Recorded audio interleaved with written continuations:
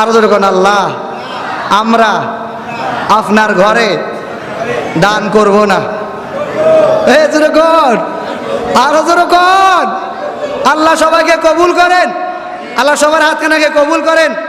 আল্লাহ আমরা খালিয়ে তুলেছি, আমাদের হাতখানা আপনি ভরপুর করে দেন, আমিন। আমি আর আছে কিছু চাও না, যেহেতু আপনারা বলছেন দিবেন, এটা আমি পরে দেখবি ইনশাআল্লাহ। ওয়াশজারা ইয়াসজুদান وفضل زمانا على زمان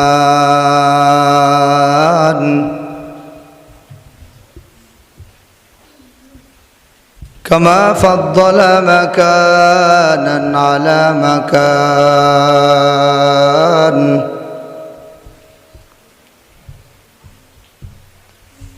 وإنسانا على إنسان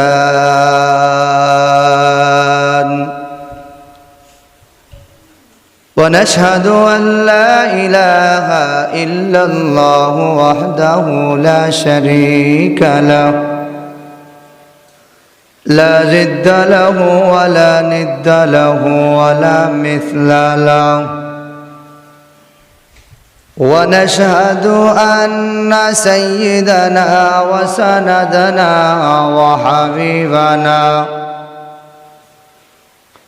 وحبيب ربنا وطبيبنا وطبيب قلوبنا ومولانا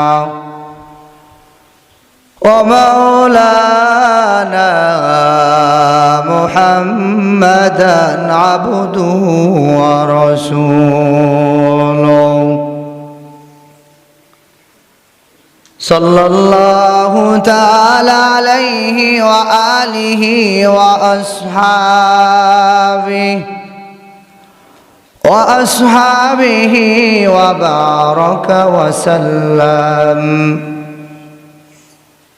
وبارك وسلم تسليما كثيرا كثيرا.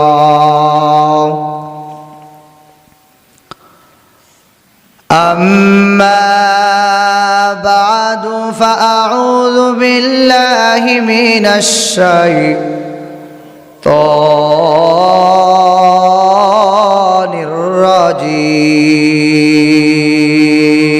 الرجيم. بسم الله الرحمن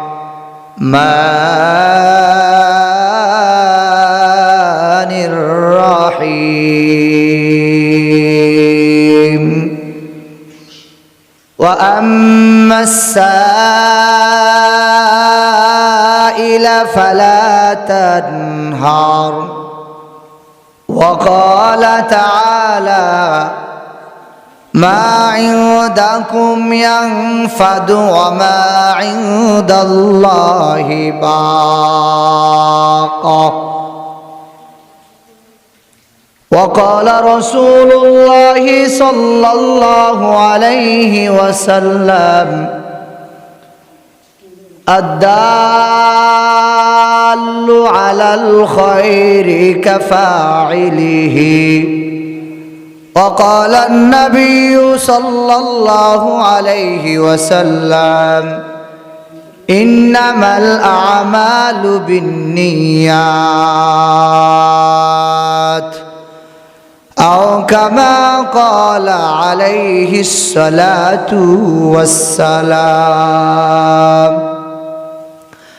اللهم صل على محمد النبي الأمي وعلى آله وسلم تسليما. सारे दरिया होगा काली सब दरख्त कलम. जिंदगी भर लिखते रहे ना होगा तारीफ खत्म. अल्हम्दुलिल्लाह আল্লাহ তাআলার দরবারে লাখো কোটি শুকরিয়া, যিনি অত্যন্ত দয়া মায়া করে ihsan করে ভালোবাসে, হাজারো ব্যস্ততাকে অপেক্ষা করে জান্নাতের বাগানে দ্বীনি পরিবেশে জাহান্নামকে পিছনে রেখে জান্নাতকে সামনে রেখে, জান্নাতের আশা রেখে জাহান্নামের ভয় রেখে, দুনিয়াবি সকল রকমের ব্যস্ততাকে অপেক্ষা করে জান্নাতের বাগানে খানা কাবা টুকরা আল্লাহ তাআলার ঘর দাওয়াত ও তাবলীগের নেসবতে আমাদেরকে আসা বসার সুবর্ণ সুযোগটুকু যিনি দান করেছেন সে মহান আল্লাহ সুবহানাহু ওয়া তাআলার দরবারে কালিমাতুর শুকর জ্ঞাপন করছি আলহামদুলিল্লাহ। আজ আমরা কথা শুনবো দান সদকা সম্পর্কে। তো আমরা গত জুমায় আলোচনা শুনছিলাম, গত জুমা আলোচনা শ্রবণ করেছিলাম ওসিলা সম্পর্কে, এর আগের জুমায় আলোচনা শ্রবণ করেছিলাম, আলোকপাত আমরা করেছিলাম দাওয়াত ও তাবলীগ সম্পর্কে। এর আগের জুমা সম্ভবত আমাদের আলোচনা ছিল ইলমে দ্বীন অর্জন করা, এরকম একটা আলোচনা আমাদের মনে হয়েছিল। তো আজকে আমরা কথা শুনবো দান সদকা সম্পর্কে। দান আমরা কেন করব, কি জন্য করব, দান করলে কী লাভ হবে, দান করার জন্য কে বলছেন, আমরা ওইদিকে বিষয়গুলো খেয়াল করব। এর আগে আমি একটু আমার বিষয়টা ক্লিয়ার করি। আই অ্যাম ভেরি সিক, আমি খুব অসুস্থ, তারপরও দায়িত্বের খাতিরে অনেক কষ্ট ক্লাস করি, দায়িত্বকে ঠিক রেখে জায়গাতে আসি, উপস্থিত হতে হয়েছে। আপনারা আমার সামনে যারা আছেন মেহেরবানি করে যে কথাগুলি আমরা আলোকপাত করব দিলের কান দিয়ে শুনবো, আমলের নিয়ত শুনবো। অত্র এলাকার আম্মাজান যারা আছেন, প্রিয় কলিজার টুকরা বোন এবং কলিজার টুকরা ভাই যারা আছেন, মাইকের আওয়াজ যতটুকু যায়, যে সকল আম্মাজান প্রিয় বোন, আমার প্রিয় ভাই, প্রিয় আব্বাজান যারা আমার আলোচনাগুলি শ্রবণ করেন, মাইকের আওয়াজের সাহায্যে সকল বোনেরা, ভাইয়েরা, বাবারা, আম্মাজান যারা আলোচনাগুলি শ্রবণ করেন, মনোযোগ দিয়ে শ্রবণ করবেন, আশা করি আপনার উপকার হবে। দান করা মহৎ একটি গুণ, মহৎ একটি কাজ, ভালো একটি কাজ। তো দান সদকা করার আলোচনা এই জন্য আমি করব, যেহেতু আমি একটি মহৎ একটি উদ্দেশ্য নিয়ে আজকে আলোচনা করব। তা আশা করি আমার মহৎ কাজটা হবে আপনাদের উপকার্থে। আমার হয়তো আলোচনার কারণে আপনাদের কিছু উপকার হতে পারে। আমিও সেই দৃষ্টিগোচর থেকে ও বিষয়টাকে সামনে রেখে কথা বলার প্রয়াস করব ইনশাআল্লাহ তাআলা। আসলে আমরা যখন বিভিন্ন জায়গাতে বয়ান করতে যাই, ঢাকা, সন্দ্বীপ, চট্টগ্রাম, বরিশাল কিংবা সিলেট অথবা সন্দ্বীপ অথবা হাতের অন্যান্য জায়গায় যখন আমরা আপনাদের দোয়া ও ভালোবাসা যখন বয়ান করতে যাই, ওয়াজ করতে যাই, তো স্বাভাবিক মানুষ নেট জমানায়,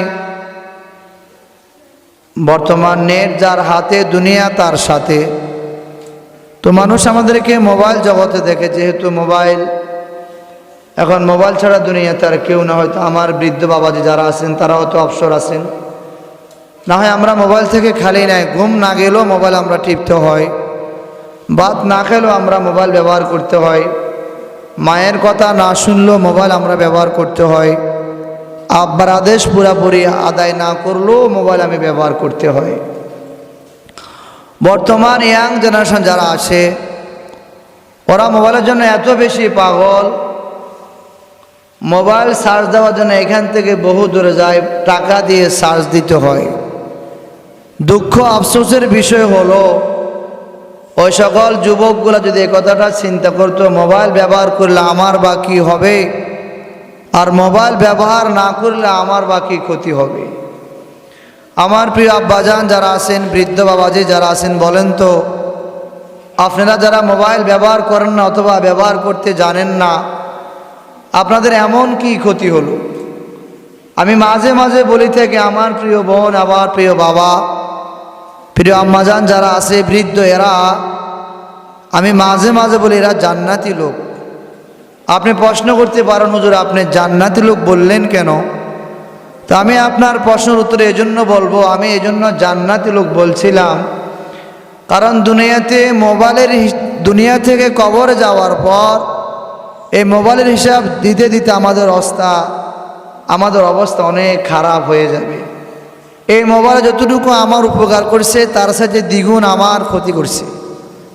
চাই সে মাওলানা হোক, মুফতি হোক, মুহাদ্দিস হোক, বক্তা হোক, বড় হুজুর হোক, কারি হোক, মুফাসসির হোক, মাঝি হোক, ড্রাইভিং হোক, পাইলট হোক, ছেলে হোক, মেয়ে হোক, বৃদ্ধ হোক, যুবক হোক, ইয়াং হোক, চাই সে যে কোনো পেশার মানুষ হোক না কেন, এই মোবাইলে বর্তমান সময়তে আমাদের কাছে আমাদের থেকে অনেকগুলো জিনিস নিয়ে নিচ্ছেন, খেয়ে ফেলছে। এজন্য এটা এমন কোনো জিনিস নয় যাহা না করলে নয়, বরং নামাজ না পড়লে আমাকে কবরে যে আযাব ভোগ করতে হবে বাবা, নামাজ না পড়লে আমি কবরে গেলে শাস্তি ভোগ করতে হবে মা, নামাজ না পড়লে আমাকে কবরে গেলে আযাব ভোগ করতে হবে আমার প্রিয় বোন, নামাজ না পড়লে আমি কবরে গেলে অশান্তি ভোগ করতে হবে আমার প্রিয় কলিজার টুকরা যুবক ভাই। এজন্য বিষয়গুলো আমি একটু মাথায় রাখা চাই যাতে করে আমাদের অনেক উপকার হয়। মাইকের আওয়াজ কম, বাইরের মাইকের আওয়াজ আছে, পরে পরে পরে হ্যাঁ এ বাজে না কেন, মাইকের বাজে না, হেল্লাই না আওয়াজ, কাউসের আওয়াজ ঠিক আছে মাইকের? হ্যাঁ ও এটা আওয়াজ শুনবো কইতুন, এ মাইকেটা চলে না? তোমার বাড়িতে আওয়াজ যা নাকি? আওয়াজ কম লাগতেছে মনে হইতেছে নাকি সোলারে বল কমাতে বুঝি?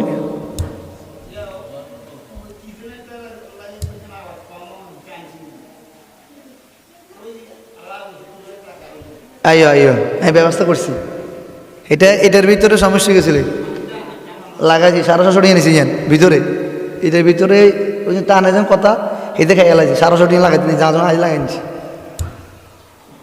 তো আমার সম্মানিত এলাকাবাসী যারা আছেন, প্রিয় মা, প্রিয় বোন, প্রিয় ভাই, প্রিয় বাবারা, আমি আজকে আলোচনা করব দান সম্পর্কে। দান করলে কী লাভ হয়? দান করা এটা বড় একটি গুণ, ভালো একটি গুণ। আল্লাহ তাআলা বলেন, ওয়া আম্মাস সাইলা ফালা তানহার। আল্লাহ পাক রব্বুল আলামিন বলেন, দুনিয়ার মানুষ যখন কোনো সাইল তোমার কাছে কিছু চায়, যখন কোনো মানুষ তোমার দরবার আসে কিছু চায়, খালি হাতে ফিরাইয়া দিও না, ধাক্কাও দিও না, বরং যদি তোমার ঘরে কিছু না থাকে সুন্দর কথা দিয়া তাকে বিদায় করো। এই আমার ঘরের আগতক মেহমান, যাও আজকে আমার বাড়িতে কিছু নাই, অন্যদিন আসবা, অন্যদিন আসলে আজকার সহকারে অন্যদিন তোমাকে পুরাটা দিয়া দিব। এই কথা বলার পর আগাতক মেহমান যখন আপনার বাড়িতে আসিয়া হাত পাতাইলো, ও ঘরওয়ালা মানুষ আমাকে কিছু দাও, ওই টাকাওয়ালা মানুষ আমি বড় অসহায় আমাকে কিছু দাও। আল্লাহর হাবিব বলেন, ক্বালা রাসূলুল্লাহি সাল্লাল্লাহু আলাইহি ওয়াসাল্লাম, আদ-দাল্লু আলাল খায়রি কাফাইলিহি। আল্লাহর হাবিব রাহমাতুল লিল আলামিন বলেন, যে ব্যক্তি সর্বপ্রথম দান করবে, ওই ব্যক্তির দেখা দেখা যত মানুষ দান করবে, প্রথম ব্যক্তি যে ব্যক্তি দেখা অন্য অন্য মানুষেরা দান করলো, প্রথম ব্যক্তির দেখা যারা দান করবে, এই প্রথম ব্যক্তি আর বাকিরা যত মানুষ দান করবে, বাকিওয়ালা প্রত্যেকটা মানুষের সওয়াব ওই প্রথম ব্যক্তিওয়ালা পাবে। নবী জানায়া দেন, ক্বালা রাসূলুল্লাহি সাল্লাল্লাহু আলাইহি ওয়াসাল্লাম, আদ-দাল্লু আলাল খায়রি কাফাইলিহি। কোন ব্যক্তি ভালো কাজের পথ দেখায়া দেয়, ওই ব্যক্তি ভালো কাজ করার মতো সওয়াব পায়। দে যাকাত, দে যাকাত, তোরা দে রে যাকাত, তোর দিল খুলবে পরে আগে খুলুক হাত। দে যাকাত, দে যাকাত, তোরা দে রে যাকাত, তোর দিল খুলবে পরে আগে খুলুক হাত। আল্লাহ পাক রব্বুল আলামিন বলেন, মা ইনদাকুম ইয়ানফাদু ওয়া মা ইনদাল্লাহি বাক। আল্লাহ তাআলা জানায়া দেন, ও দুনিয়ার মানুষ, দুনিয়াতে যা খাইবা, যা পান করবা, এগুলি একদিন না একদিন শেষ হয়ে যাবে। এই কথা বোঝার জন্য আমি মাঝে মাঝে বলি, সন্তান যখন প্রবাসে থাকে ওখানে সন্তান অনেক কষ্ট কালাস করে আব্বা আম্মার জন্য, স্ত্রীর জন্য, ছেলে মেয়ের জন্য ওখান থেকে টাকা পাঠায়। অনেক কষ্ট কালাস করিয়া টাকাগুলি যখন ব্যাংকে পাঠায়, ওইখান থেকে স্ত্রী রিসিভ করে, অথবা বড় সন্তান রিসিভ করে, অথবা আম্মা জান ওখান থেকে রিসিভ করে, অথবা বড় ভাই ওখান থেকে রিসিভ করে। ওখান থেকে রিসিভ করিয়া টাকাগুলি অনেক সময় নিজের বাড়িতে ব্যক্তিগত কাজে, ব্যক্তিগত ফ্যামিলিতে ওরে ব্যক্তি বিশেষ কাজে খরচ করে, অথবা দেখা যায় আবার অনেক টাকাগুলি ব্যাংকে জমা রাখে। আল্লাহ পাক বলেন, মা ইনদাকুম ইয়ানফাদু ওয়া মা ইনদাল্লাহি বাক। দুনিয়াতে যা খাইবা একদিন না একদিন শেষ হয়ে যাবে। আমি আল্লাহর দরবারে রাখবা, জমা করবা। আমি আল্লাহর দরবারে দান করবা, মসজিদে দান করবা, মাদ্রাসায় দান করবা, এতিম মিসকিনের পিছনে দান করবা। এলাকাতে একটা মানুষ অসহায় মানুষ, মেয়ে বিবাহ দিতে পারে না, ছেলে বিবাহ করাইতে পারে না, অথবা অসহায় মানুষ একেবারে দুর্বল মানুষ, চিকিৎসা ভালো করে করতে পারে না, কোনো একটা বড় সমস্যার ভিতরে পড়ে গেল, আমি টাকাওয়ালা পয়সাওয়ালা, আল্লাহ পাক রব্বুল আলামিন আমাকে ধনট্ট ব্যক্তি বানাইলো, টাকাওয়ালা বানাইলো, পয়সাওয়ালা বানাইলো। আমি টাকাওয়ালা হইয়া, আমি পয়সাওয়ালা হইয়া ওই গরিব দুঃখী অসহায় মানুষের যখন পিছনে খরচ করব, আল্লাহ পাক রব্বুল আলামিন আমার দুনিয়ার ভিতরে শান্তি, আখিরাতের ভিতরেও মালিক আমাকে শান্তি দান করবেন। মা ইনদাকুম ইয়ানফাদু ওয়া মা ইনদাল্লাহি বাক। দুনিয়াতে যা খাইবা শেষ হয়ে যাবে, আমি আল্লাহর দরবারে জমা করবা। আমি আল্লাহর দরবারে জমা করলে একদিন নয় একদিন পাইবা। আল্লাহ পাক রব্বুল আলামিন ভিন্ন জায়গায় বলেন, মান জাআ বিল হাসানাতি ফালাহু আশরু আমসালিহা। দুনিয়াতে আল্লাহর কোন বান্দা বান্দিরা একটা ভালো কাজ করবে, আল্লাহ পাক রব্বুল আলামিন বলেন একটা ভালো কাজ করার বিনিময়ে আমি আল্লাহ 10 গুণ সওয়াব দান করব। চিল্লায় বলেন সুবহানাল্লাহ। মান জাআ বিল হাসানাতি ফালাহু আশরু আমসালিহা। আল্লাহ তাআলা জানায়া দেন, ও ঈমানদাররা শুনো, দুনিয়াতে কোনো আল্লাহর বান্দা বান্দিরা ভালো একটি কাজ করবা, ওই ভালো একটি কাজ করার কারণে মান জাআ বিল হাসানাতি, কেউ যদি কোনো ভালো কাজ করে, মান জাআ বিল হাসানাতি ফালাহু আশরু আমসালিহা। আল্লাহ পাকের বান্দা বান্দিরা ভালো একটা কাজ করবা, ওই ভালো একটা কাজের বিনিময় আল্লাহ পাক রব্বুল আলামিন বলেন আমি মালিক একের বিনিময় 10 দান করব। হযরত আলী রাদিয়াল্লাহু তাআলা আনহু, আপনারা সবাই ওনার নাম জানেন, জানেন তো? জানেন না? হযরত আলী রাদিয়াল্লাহু তাআলা আনহুর নাম জানেন তো? আরো জোরে বলেন, আরো জোরে বলেন, নাম জানেন তো? হযরত আলী রাদিয়াল্লাহু তাআলা আনহু হঠাৎ একদিন ফাতেমা রাদিয়াল্লাহু তাআলা আনহা অসুস্থ হয়ে গেল। ফাতেমা হলো নবীজির মেয়ে, আলী রাদিয়াল্লাহু তাআলা আনহু হলো নবীজির স্বাস্থ্য বাবার দিকে হলো জামাতা। তো ফাতেমা অসুস্থ হওয়ার পর অতিক্রম করলো, অতিক্রম করার পর পথে একজন সায়েল বলে, আলী আমি অসুস্থ, এই যে তোমার ব্যাগের ভিতরে মালটা অথবা ডালিম আছে, ওখান থেকে যদি আমাকে দাও হয়তো আমি খেয়ে সুস্থ হয়ে যাব। আলী রাদিয়াল্লাহু তাআলা আনহু বলেন, কি ব্যাপার, আমার এই ব্যাগের ভিতরে মালটা অথবা ডালিম তুমি টের পাইলা কিভাবে? আল্লাহ পাক রব্বুল আলামিন হযরত আলী রাদিয়াল্লাহু তাআলা আনহুর মতে কোরআনের ওই আয়াত স্মরণ পড়ে গেল, ও আম্মাস সাইলা ফালা তানহার। আল্লাহ তাআলা বলেন যখন তোমার কাছে কোনো সায়েল কিছু চাই খালি হাতে ফিরাই দিবা না। আলী রাদিয়াল্লাহু তাআলা আনহুর মাথার মধ্যে আল্লাহ পাকের ওই আয়াতে কারিমা স্মরণ হলো, ও আম্মাস সাইলা ফালা তানহার। আল্লাহ তাআলা বলেন যখন তোমার কাছে কেউ কিছু চাই, কেউ কিছু চাই, তখন খালি হাতে ফিরাইয়া দিও না। যাও তুমি ছেলে, যাও তুমি শেষ, আমি তোমাকে দিয়ে দিলাম। এই কথা বলার পর যখন আগাত ওই মেহমান আগত ওই মুসাফির যখন নাকি আলী রাদিয়াল্লাহু তাআলা আনহু অর্ধেক দিয়ে দিল, অর্ধেক খাওয়ার পর অর্ধেক সুস্থ হয়ে গেল।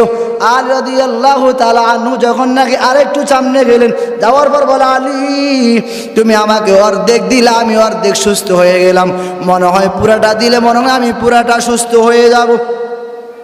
ওইখান থেকে যখন ডালিম অথবা মালটা দেখে যখন অর্ধেক দিয়ে দিলেন, যখন নাকি আগাতক মুসাফির ব্যক্তি, আগাতক সাহেল ব্যক্তি যখন যখন সে তখন অর্ধেক দিয়ে দিল। অর্ধেক দেওয়ার পর যখন নাকি খাওয়ার পর বলে, আলী আমি অর্ধেক খাওয়ার পর অর্ধেক সুস্থ হয়ে গেলাম। সুবহানাল্লাহ বলেন, আরো জোরে বলেন সুবহানাল্লাহ। এই কথা বলার পর যখন নাকি আর একটু সামনে গেল,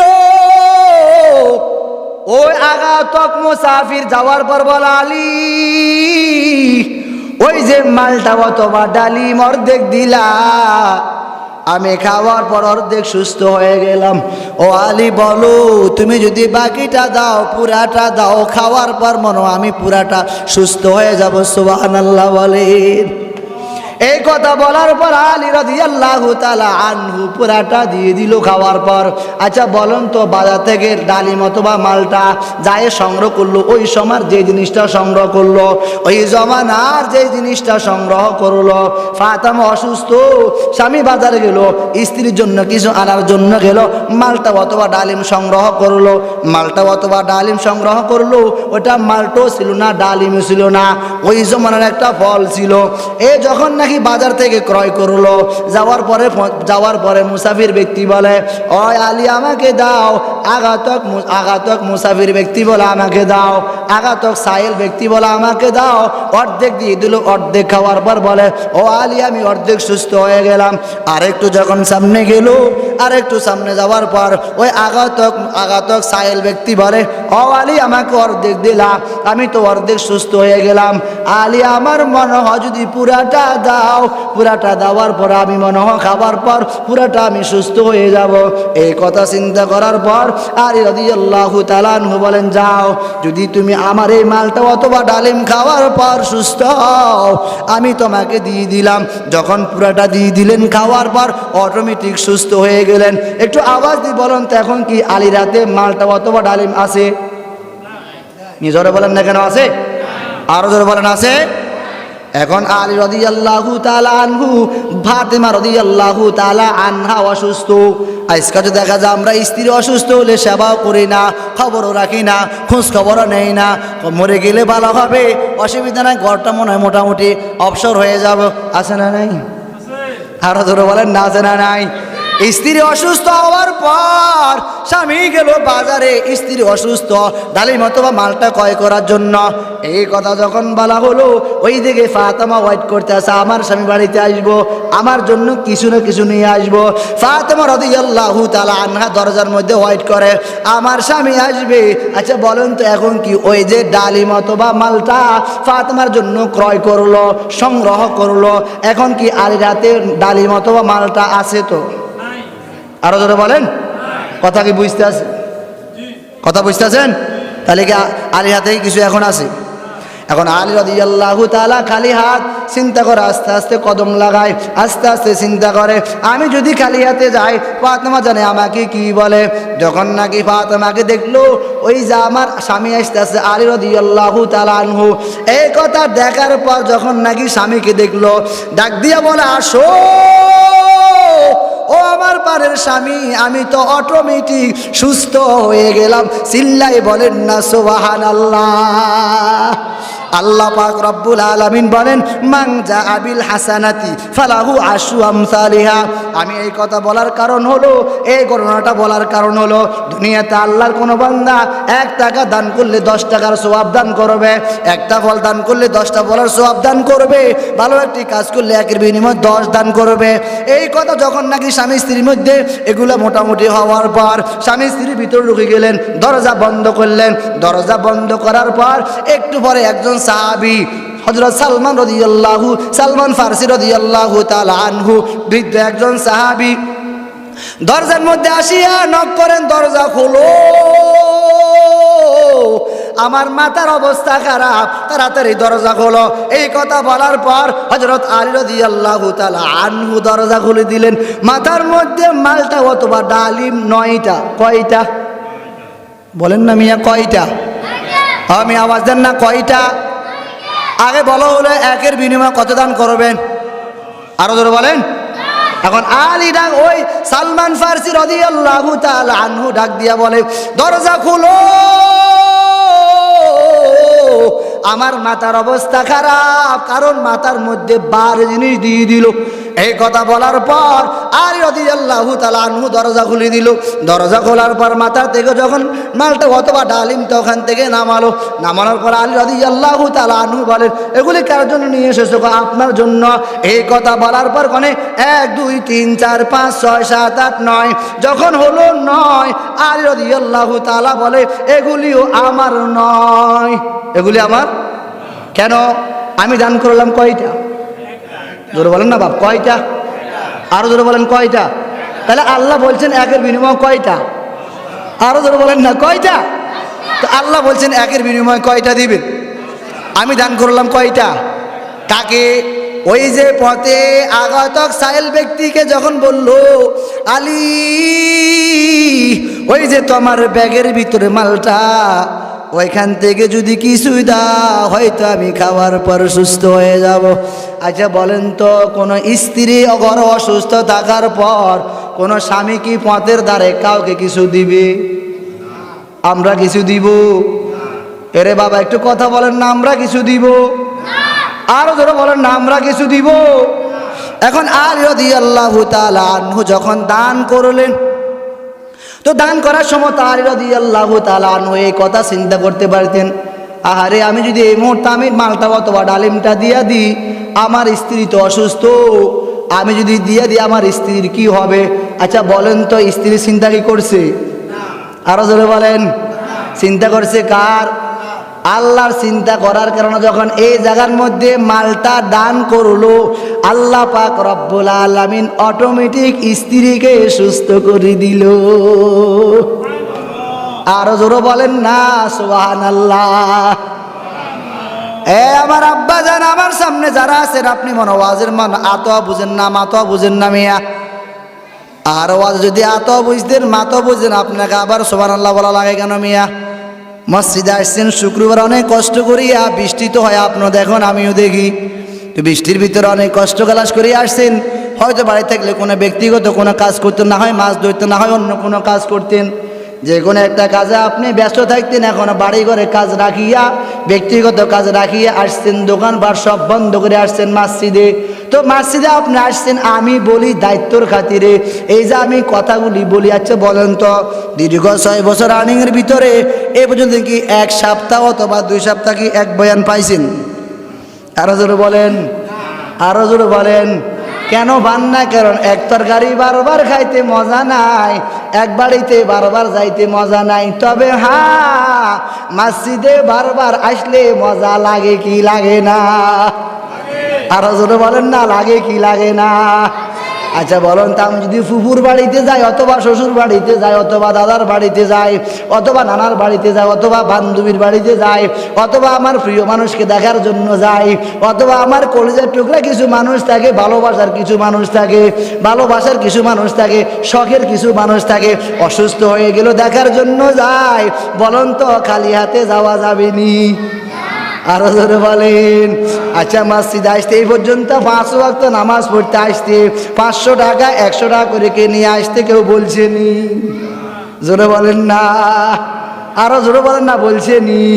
আচ্ছা কেউ যদি বলতো, ইমাম সাহেব, ও আমার সম্মানিত আব্বাজান, ও আমার সম্মানিত প্রিয় ভাই, আপনি 5 ওয়াক্ত মসজিদে আসতে প্রতিদিন 2 প্যাকেট করে বিস্কিট নিয়ে আসবেন, অথবা আপনি 5 ওয়াক্ত মসজিদে আসতে ফজর সময় আসবেন 1 রকমের মিষ্টি, 1 রকমের মিষ্টি আনবেন, অথবা জোহরের সময় আনবেন 2 রকমের নাস্তা, আসরের সময় আসবেন 2 রকমের বিস্কিট, মাগরিবের সময় আসবেন 2 রকমের অন্য খাদ্য, এশারের সময় আনবেন আরেকটা। এইভাবে যদি কেউ বলে, বলেন তো আমরা মসজিদে আসবো তো? জোরে বলেন না, কেন আমি আসবো তো? এখন আল্লাহ খালি হাতে আসো, আমরা খালি এত আসি না, যদি বলে আমার বাড়িতে আসতে কিছু নিয়ে আসিও, তখন তো অবস্থা আরো খারাপ হবে না ভালো হবে? কথা বলেন না কেন মিয়া? খারাপ হবে না ভালো হবে?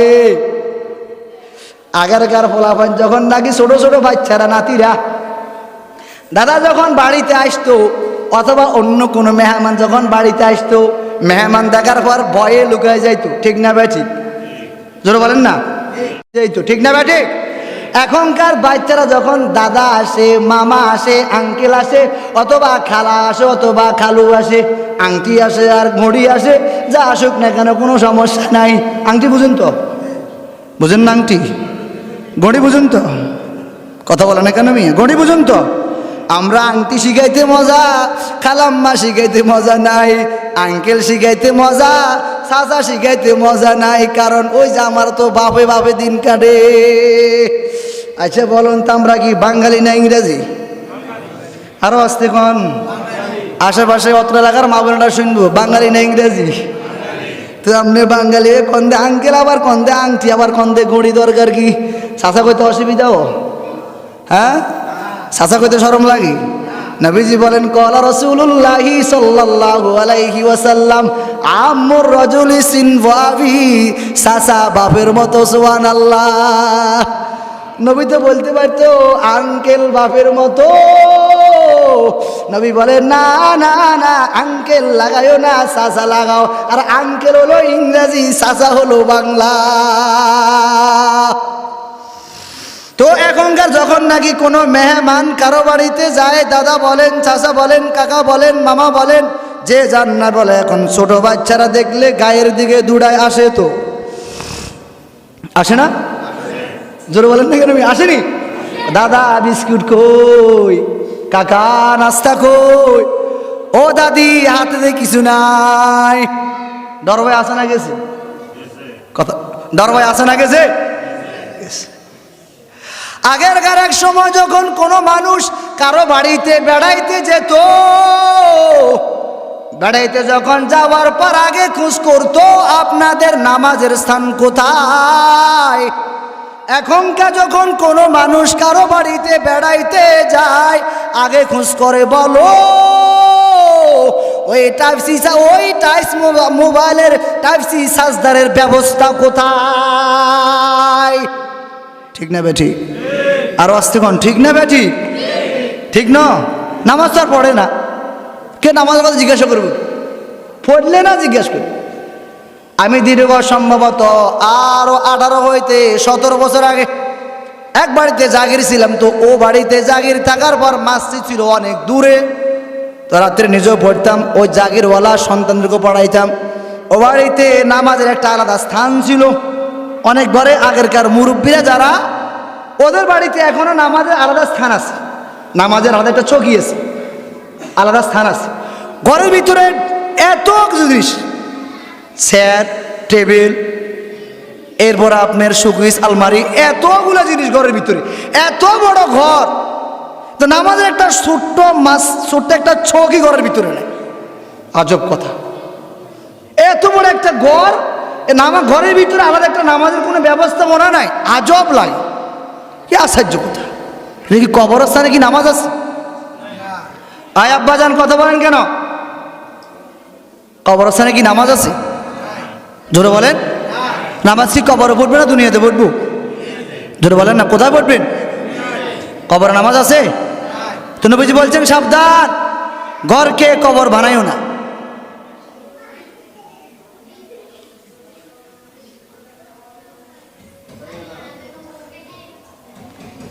একটা তুমি শুধু কানা একটা জায়গা তুমি একদম 14 গোষ্ঠী নামটা বলে যাবে, এক কোসো বাবু দিস।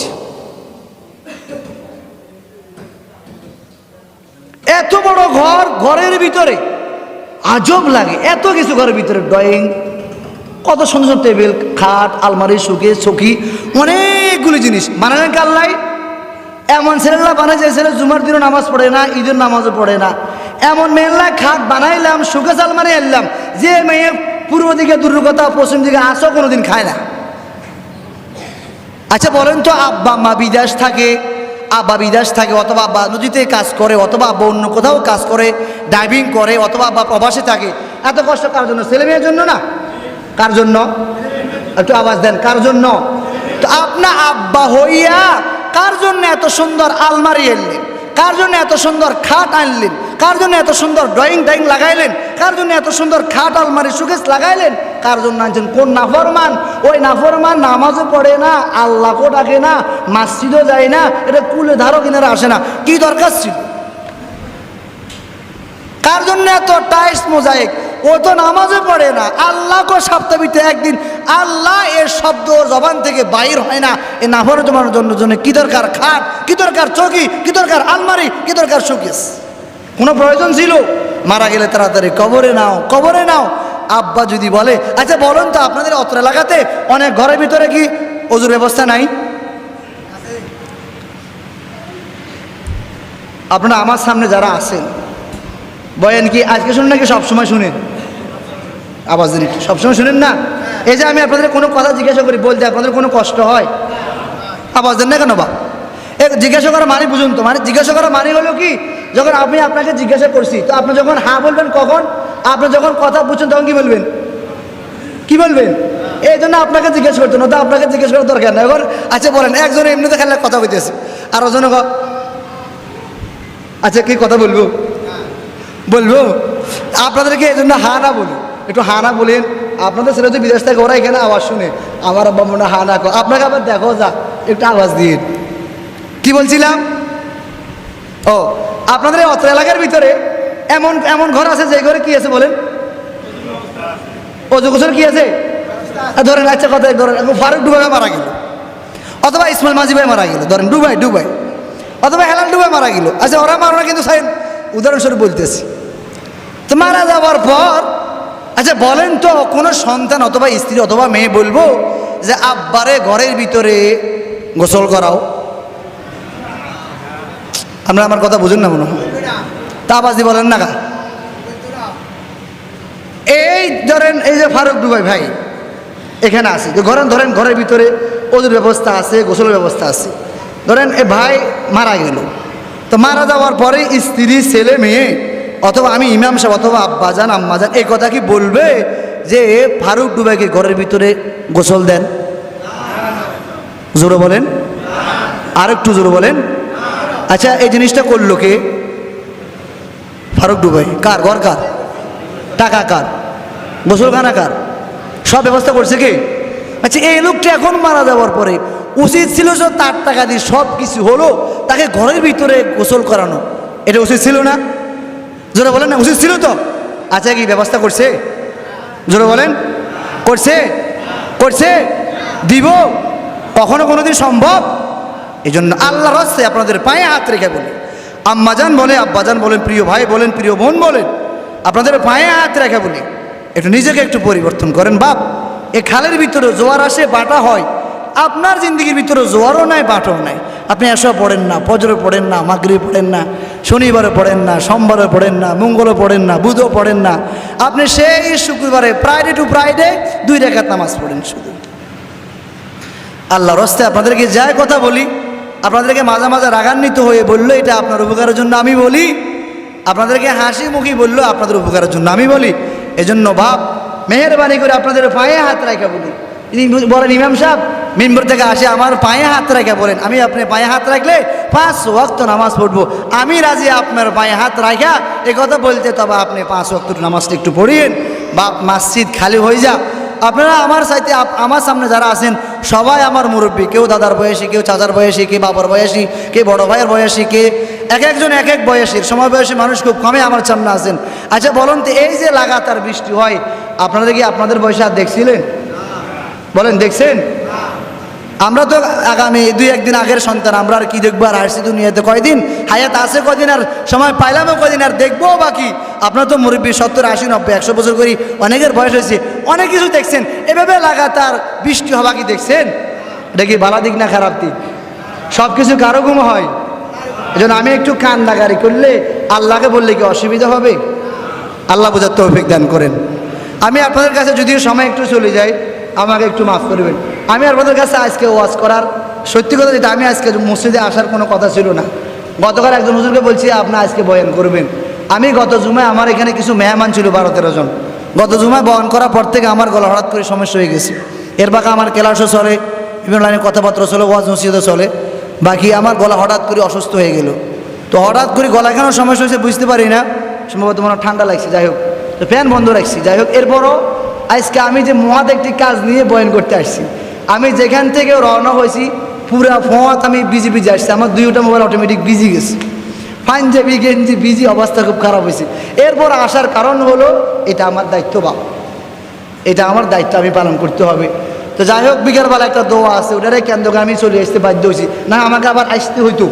তো কষ্ট হলো, আমি আমার দায়িত্ব পালন করবো, এটা আপনাদের কোনো বিষয় নয়। তো মহাত একটি কাজ হলো, আমি আপনাদেরকে 2-4 মিনিট একটু কষ্ট দেবো, পারবেন তো ইনশাল্লাহ? পারবেন তো ইনশাল্লাহ? একটু কষ্ট হলে আপনাদের উপকার তো হবে ইনশাল্লাহ। আমরা থাকুন বাপ কদিন, আসছি তো একদিন চলেই যাবো, বলেন আসছি তো একদিন, আসছি তো একদিন চলেই যাবো, বলেন আসছি তো একদিন, বলেন না আসছি তো একদিন চলেই আসছি বাবা, আমি একদিন চলে যাব, আসছি একদিন চলে যেতেই হবে, থাকার জায়গা এটা নয়, একদিন আমাকে চলে যেতে হবে, আমি যে হই না কেন, যা হই না কেন। আপনাদের কাছে মহাত কাজটা হলো এই যে আমি বললাম ফাতেমা রাদিয়াল্লাহু তাআলা আনহা অসুস্থ ছিলেন, তো স্বামী একটা ডালি মতো মালটা নিয়ে আসছেন, ভিক্ষুকে একটা দান করছেন, আল্লাহ পাক রব্বুল আলামিন ওই যে সালমান ফার্সি মাথার মধ্যে 9টা নিলেন, বললেন 1 2 3 4 5 6 7 8 9, বললেন এগুলো কার জন্য আসছেন? আপনার জন্য নবীজি পাঠাইছেন। এগুলি তো আমার নয়। এই কথা বলার পর সালমান ফার্সি রাদিয়াল্লাহু তাআলা আনহু বগল থেকে একটা মালটা অথবা ডালিম দিয়ে দিলেন। এখন হলো কত, কত হলো? ঠিক আছে, এগুলো এবার আমার হতে পারে, কারণ আমি একটা দান করছি। আল্লাহ বলছেন মান জা আবিল হাসানাতি ফালাহু আশরু আমসালিহা, যদি কোনো আল্লাহর বান্দা এক দান করে, একটা ভালো কাজ করে, একের বিনিময়ে কত দান করবেন? আল্লাহ কোনো বান্দা 1 টাকা দান করলে এর বিনিময়ে কত দান করবেন? তারপরে আপনাদের কাছে মহৎ কাজটা হলো, আর কষ্ট করে আসার প্রধান কারণ হলো আপনাদের কাছে একটা জিনিস সাবো তো ইনশাল্লাহ, জোরে বলেন, আপনারা বলেন না সাবো তো, আমি না বলে সাবো না, সাবো তো ইনশাল্লাহ, সামনে হলো আমাদের মসজিদে প্রায় সময় জামাতের তাবলীগের জামাত আসে,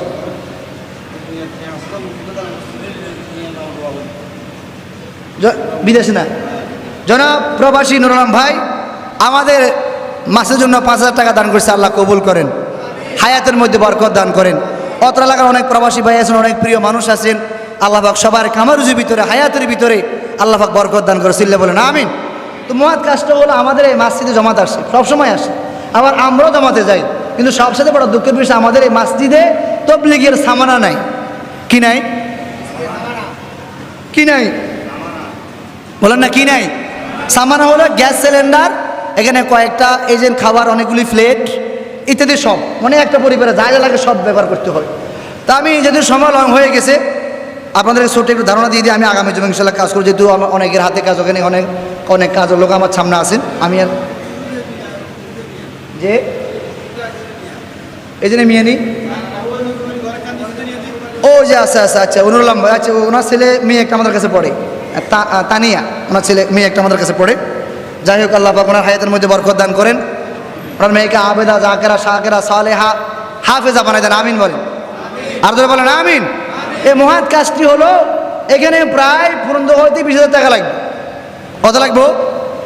ওই যে এখানে গ্যাস সিলিন্ডার আছে, ওগুলো কিনতে হবে, 4-5টা প্লেট লাগবো, আপনি গ্লাস লাগবে 1 ডজন, নিকদারি লাগবে 1 ডজন, দা লাগবে, প্লেট মানে ইত্যাদি সব কিছু লাগবে। আচ্ছা, যদি আমি কিছু চাই, কে দিবেন? হাত উঠেন, হাত উঠেন না বাপ, যদি আমি কিছু চাই কে দিবেন? হাত উঠেন না, এই ক্যামেরা ঘুরেন, হাত উঠেন সবাই, ক্যামেরা ঘুরেন একটু, ওরা হাত উঠেছি, হাত ধরে করেন আল্লাহ, আর যখন এই হাত ধরে ওরাকে দেওয়া যাবে আল্লাহ, আর যখন আল্লাহ, আমরা আপনার ঘরে দান করব না, আরো যখন আল্লাহ সবাইকে কবুল করেন, আল্লাহ সবার হাতখানাকে কবুল করেন, আল্লাহ আমরা খালিয়ে তুলেছি, আমাদের হাতখানা আপনি ভরপুর করে দেন আমিন। আমি আর আছে কিছু সামনে, যেহেতু আপনারা বলছেন দিবেন, এটা আমি পরে দেখবি ইনশাল্লাহ।